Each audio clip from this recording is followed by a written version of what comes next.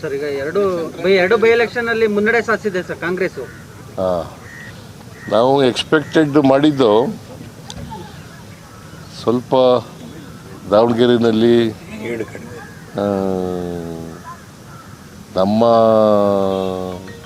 ಕಾರಣದಿಂದಲೇ ಸ್ವಲ್ಪ ಲೀಡು ಕಡಿಮೆ ಆಗ್ಬೋದು.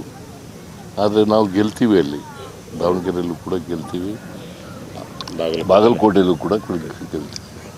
ಪಂಚರಾಜ್ಯ ಚುನಾವಣೆಯಲ್ಲಿ ಕಾಂಗ್ರೆಸ್ಗೆ ಓವರಾಲ್ ಹಿನ್ನಡೆ ಆಗ್ತಾ ಇದೆಯಲ್ಲ ಸರ್ ಎಲ್ಲ ಸ್ಟೇಟಲ್ಲೂ. ಈಗ ವೆಸ್ಟ್ ಬೆಂಗಾಲ್ನಲ್ಲಿ ನಮ್ಮದೇನು ಇರಲಿಲ್ಲ, ಅಸ್ಸಾಂನಲ್ಲಿ ನಮಗೆ ಎಕ್ಸ್ಪೆಕ್ಟೆಡ್ ರಿಸಲ್ಟ್ ಬಂದಿದೆ. ಜನರ ಆಶೀರ್ವಾದ ಏನು ಮಾಡಿದ್ದಾರೆ ಅಲ್ಲಿ ಅದನ್ನು ನಾವು ಒಪ್ಕೊಳ್ತೀವಿ. ಕೇರಳದಲ್ಲಿ ನಮ್ಮ ಎಕ್ಸ್ಪೆಕ್ಟೇಷನ್ಗಿಂತ ಹೆಚ್ಚು ಸ್ಥಾನಗಳನ್ನು ಗೆದ್ದಿದ್ದೀವಿ. ನಾವು ಸುಮಾರು 76ರಿಂದ 80 ಗೆಲ್ತೀವಿ ಅಂತ ಹೇಳಿದ್ದು, ಈಗ 95ರವರೆಗೂ ಕೂಡ ಗೆದ್ದಿದ್ದೀವಿ, ಮುನ್ನಡೆ ಸಾಧಿಸಿದ್ದೀವಿ.